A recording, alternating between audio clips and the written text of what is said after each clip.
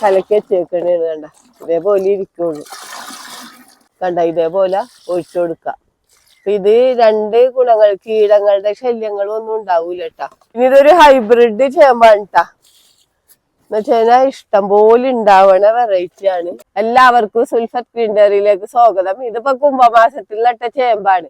അപ്പൊ നമ്മ ചേമ്പ് ചാക്കിലാണ് നട്ടേക്കണത്. ചേമ്പ് നട്ട സമയത്ത് നമ്മ കാര്യമായിട്ട് ഒരു വളങ്ങളും തന്നെ കൊടുത്തിട്ടില്ല. ചേമ്പ് കൃഷിക്കെന്നൊക്കെ പറഞ്ഞാൽ നമ്മുടെ പറമ്പിലെ കരിയിലകളും വാഴയുടെ വേസ്റ്റും പിന്നെ ഈ ചാക്കിൽ നിറച്ചേക്കണത് കുറച്ച് ചാരവും മണ്ണൊക്കെ കൂടെ നിറച്ച് നട്ടുകൊടുത്തതാണ്. കണ്ട അപ്പൊ നമുക്ക് ചേമ്പ് കൃഷിയൊക്കെ ചെയ്യാനായിട്ട് യാതൊരു വളങ്ങളൊന്നും വേണ്ട. നമ്മുടെ വീട്ടിലെ വേസ്റ്റ് ഒക്കെ നമുക്ക് ഈ ചാക്കിൽ ഇട്ട് കൊടുത്തു കഴിഞ്ഞാല് നമുക്ക് ഇഷ്ടം പോലെ ചേമ്പ് കിട്ടും.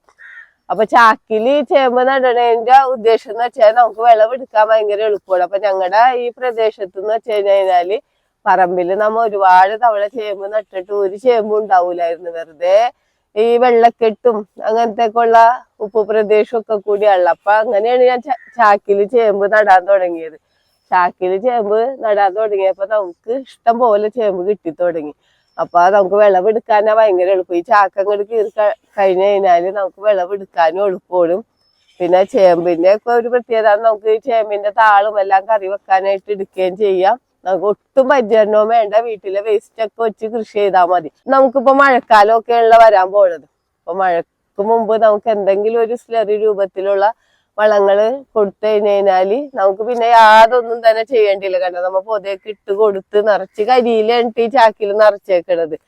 അപ്പൊ നമുക്ക് അധികം മണ്ണിന്റെയും ആവശ്യമില്ല. അപ്പൊ നമുക്ക് ഇവിടെ കടലപ്പിണ്ണാക്കും വേപ്പും പിണ്ണാക്കും കൂടെ പുളിപ്പിക്കാൻ വെച്ചിട്ടുണ്ടായിരുന്നണ്ട. അതിപ്പോ ഒരു 5 ദിവസമായിട്ടുണ്ട്.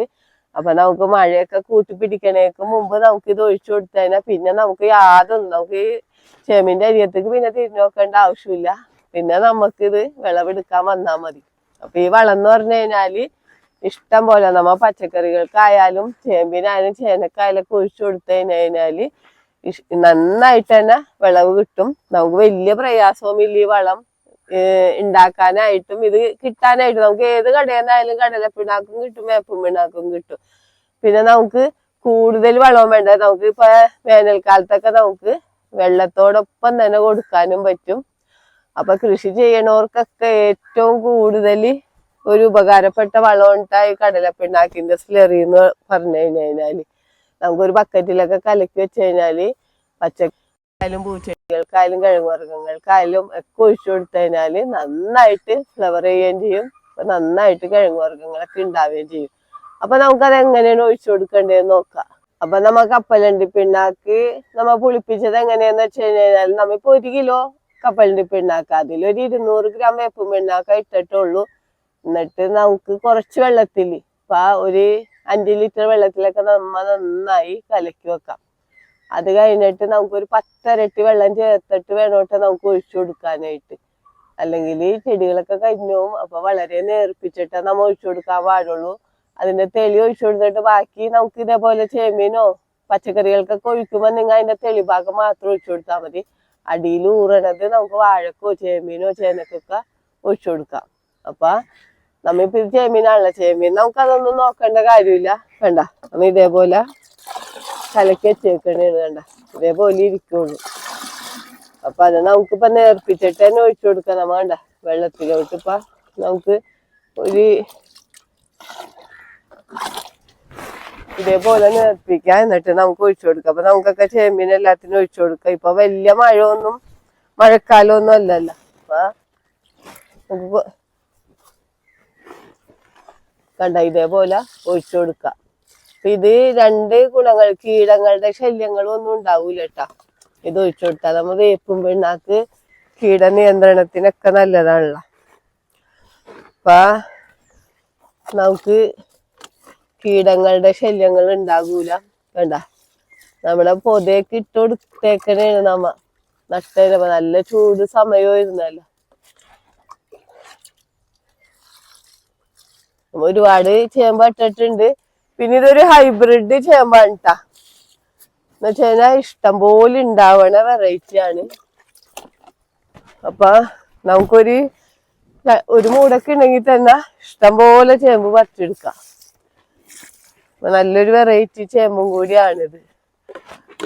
കണ്ട ഇതേപോലെ ഒഴിച്ചു കൊടുക്കാം. ഇനി നമ്മ യാതൊരു വളവും ചെയ്യേണ്ട ആവശ്യമില്ല കേട്ടാ.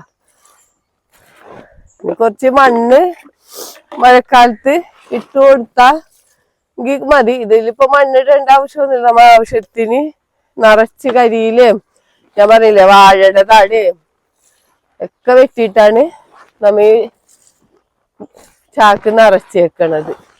ഇനിയിപ്പോ നമുക്ക് വിളവെടുക്കാൻ ചെന്നാ മതി. യാതൊരു വളങ്ങളും നമ്മ ചേമ്പിന് കൊടുക്കേണ്ടതില്ല. ചേമ്പൊക്കെ ഇപ്പൊ മഴ വരുമ്പോഴത്തേക്കും നല്ല ആത്തരച്ച് വളരും. ഇപ്പൊ നിങ്ങക്ക് ഞാൻ വീഡിയോ ചെയ്ത് കാണിച്ചു തരാം ചേമ്പിന്റെ ഇത്. പിന്നെ കഴിഞ്ഞ കൊല്ലം ഞാൻ ഇതേപോലെ ചാക്കിൽ ചേമ്പ് നട്ടിട്ടുണ്ടായി. നല്ലൊരു വിളവെടുപ്പായിരുന്നു. ഇഷ്ടം പോലെ ചേമ്പാണ് നമുക്ക് കിട്ടിയത്. അപ്പൊ ആ ചേമ്പ് കൃഷിയൊക്കെ ചെയ്യാന്ന് വെച്ച് കഴിഞ്ഞാല് നമുക്ക് യാതൊരു പരിചരണവും വേണ്ട. നമുക്ക് ചേമ്പിന്റെ വിത്തുകൾ നമുക്ക് കടകളിൽ നിന്നൊക്കെ നമ്മ ചേമ്പ് മേടിക്കുമല്ലോ. വിത്ത് തന്നെ നമ്മ നട്ടുകൊടുത്താൽ മതി. പിന്നെ നമ്മ ഒരു പ്രാവശ്യം നട്ട് കഴിഞ്ഞാല് പിന്നെ നമുക്ക് ഇതിന്റെ തടിയില്ലേ അടിയില അതും നട്ടുകൊടുക്കാം കേട്ടാ. നമുക്ക് വിത്തൊന്നും മേടിക്കണില്ല. പിന്നെ നമ്മുടെ വിത്തിന്ന് എടുത്ത് വെച്ചിട്ട് നമുക്ക് പിറ്റേ വർഷവും കൃഷി ചെയ്യാം. അപ്പൊ നമ്മ ചേമ്പും ചേനയൊക്കെ എപ്പോഴും നമ്മ വിത്ത് എല്ലാ വർഷവും ഇങ്ങനെ മേടിക്കേണ്ട കാര്യമില്ല. നമ്മുടെ വിത്തിന്ന് തന്നെ എടുത്തിട്ട് നമുക്ക് വർഷങ്ങളോളം കൃഷി ചെയ്യുകയും ചെയ്യാം. ചേമ്പൊക്കെ നട്ടാന്ന് വെച്ചാല് യാതൊരു പരിചരണവും വേണ്ടെന്ന് പറഞ്ഞല്ലോ. നമുക്ക് താളും എല്ലാം കറി വെക്കാൻ എടുക്കാം. ചേമ്പും നമുക്ക് നല്ല ചേമ്പും കഴിക്കാം. നമ്മുടെ അടുക്കള വേസ്റ്റ് ഒക്കെ നമുക്ക് ചാക്കിലും ചേമ്പിന്റെ തടത്തിലാക്കി മാറ്റുകയും ചെയ്യാം. പിന്നെ നമ്മിപ്പോ ഒഴിച്ചു കൊടുത്ത കടലപ്പിണ്ണാക്കിന്റെ വളം ഒഴിച്ചു കൊടുത്താൽ പിന്നെയും നമ്മ ഇത് വിളവെടുക്കാൻ ചെന്നാൽ മതി. വേറെ ഒന്നും തന്നെ ചെയ്യേണ്ട കാര്യമില്ല. അപ്പൊ എല്ലാവരും ചേമ്പ് നട്ട ആളുകളെല്ലാരും മിക്ക ആളുകളും ഇപ്പൊ ചേമ്പൊക്കെ നട്ട് ഇതേപോലെ ഇലകളൊക്കെ വന്നിട്ടുണ്ടാവും. അപ്പൊ ഇപ്പൊ തന്നെ വളം ഒഴിച്ചു കൊടുത്തോ. അപ്പൊ നമുക്ക് ഇഷ്ടം പോലെ ചേമ്പ് കൊട്ടക്കണക്കിന് ചേമ്പ് വിളവെടുക്കാം. നമുക്കിപ്പോ സ്ഥലം ഇല്ലാത്തവർക്ക് കണ്ട ഇതേപോലെ ചെടിച്ചട്ടിയിലും ഗ്രോ ബാഗിലും അതേപോലെ തന്നെ നമുക്ക് ചാക്കിലൊക്കെ കൃഷി ചെയ്യാൻ പറ്റും.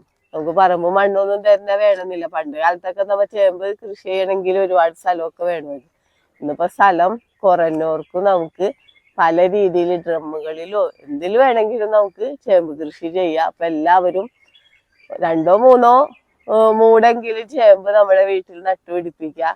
ഈ വീഡിയോ പറ്റി എന്തെങ്കിലും അഭിപ്രായങ്ങളോ സംശയങ്ങളോ ഉണ്ടെങ്കിൽ വീഡിയോക്ക് താഴെ കമന്റ് ചെയ്യുക. വീഡിയോ ഇഷ്ടപ്പെട്ടാൽ ലൈക്ക് ചെയ്യുക. വീഡിയോ ഇഷ്ടപ്പെട്ടാൽ ഷെയർ ചെയ്യുക.